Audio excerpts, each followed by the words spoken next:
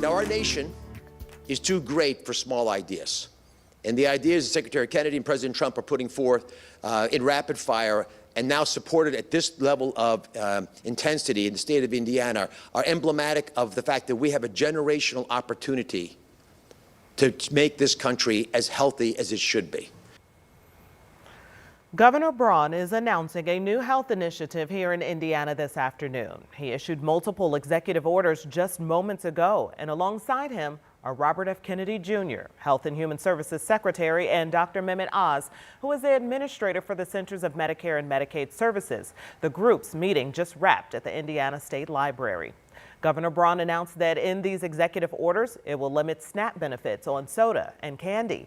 The National Confectioners Association is issuing a statement on the executive order, and it says SNAP participants and non-SNAP participants alike understand that chocolate and candy are treats, not meal replacements. In fact, candy purchasing patterns are basically equivalent between SNAP and non-SNAP families, with only about 2% of SNAP purchases being candy. We'll have much more on these executive orders, what they mean, their impact, and the visit from the Secretary Kennedy and Administrator Oz starting at 1:13 News at 4.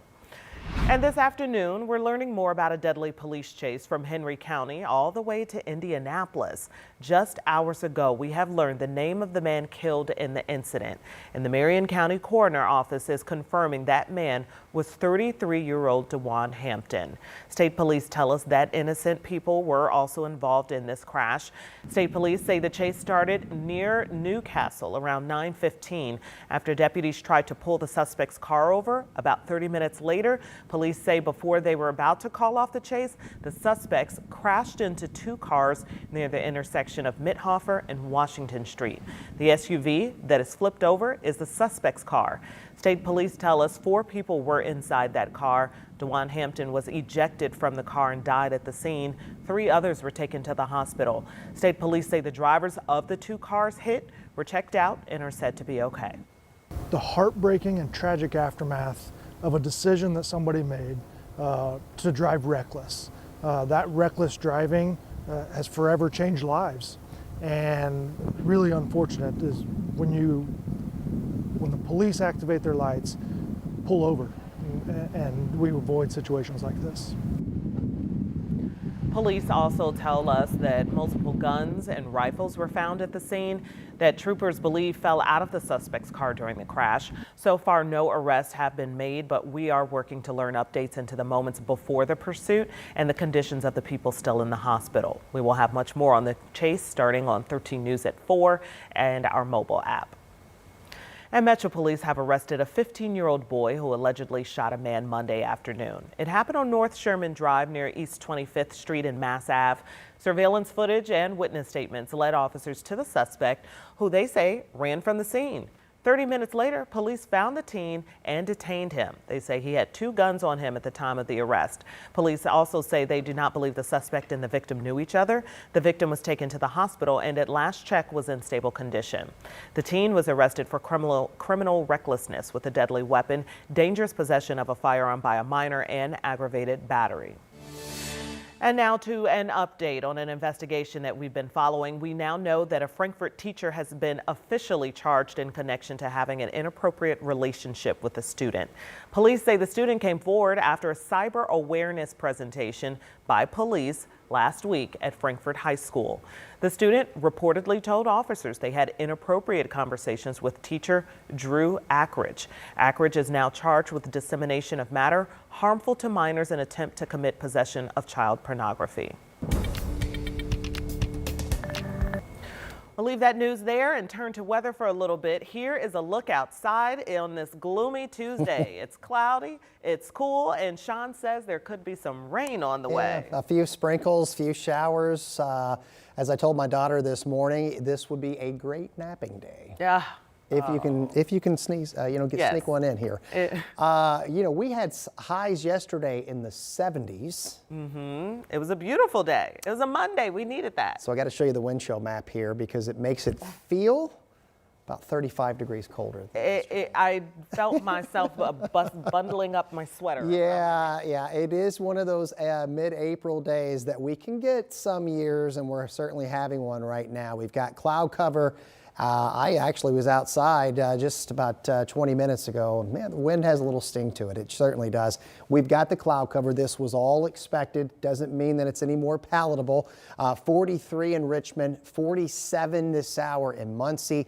We've seen, as expected, a few sprinkles, few passing showers. Won't have a whole lot of precipitation, but you can see the cloud cover, and it's going to hang tough. And you can see the camera getting whipped around here pretty well with this west-northwest wind sustained at 25. Gusts are going to be over 30 miles per hour here. So a blustery day, no doubt. Temperatures might elevate a few more degrees. It will never feel like the middle 50s because of that wind. It is going to be chilly. We'll keep in the potential for a few sprinkles or a passing shower. Clouds generally are going to have way more bark than bite. 6:05 first pitch, Victory Field. You should definitely come prepared with the coats there. And speaking of prepared, tonight, frost advisory, not uncommon, middle of the month of April.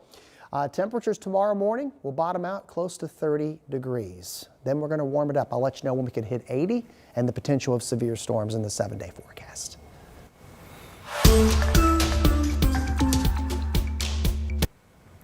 And back to the latest in your headlines. A contentious bill on property taxes is now set to become a law.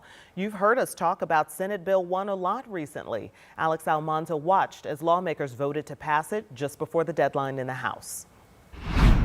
We now have reaction from Governor Mike Braun following the overnight passage of Senate Bill 1. The governor calls it, quote, historic property tax relief, saying the bill will cut taxes for most Hoosier homeowners, farmers, and businesses, while also making the system fairer, more transparent, and easier to understand. Now, this comes after a marathon session that stretched into the early morning hours.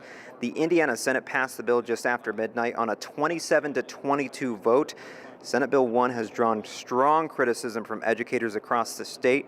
It reduces property tax revenue for public schools and requires them to share local referendum dollars with certain charter schools. Taxpayers have been demanding relief. Since July, we've been talking about relief. We all are taxpayers in here. Most all of us have seen increases in our residential homestead taxes. So it's no surprise, steep increases in residential homestead taxes. So it's no surprise that taxpayers are demanding relief. One amendment also dissolves the Union School Corporation by 2027, a move that some teachers fear could set a precedent for small districts statewide.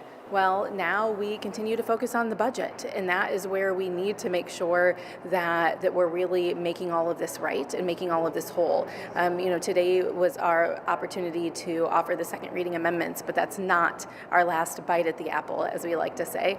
We're going into conference committees, and there will still be a lot of negotiation that continues to happen on the budget. Now, Governor Braun says that this bill delivers on a core promise of his freedom and opportunity agenda, and that he looks forward to signing it as soon as it reaches his desk. At the State House, Alex Almanza, 13 News. Thank you, Alex. And all of this comes after Lieutenant Governor Micah Beckwith called for Governor Mike Braun to veto Senate Bill 1. Governor Braun has been a strong proponent of this bill. He says getting it passed is a major win for Hoosiers, but Beckwith is critical of the bill.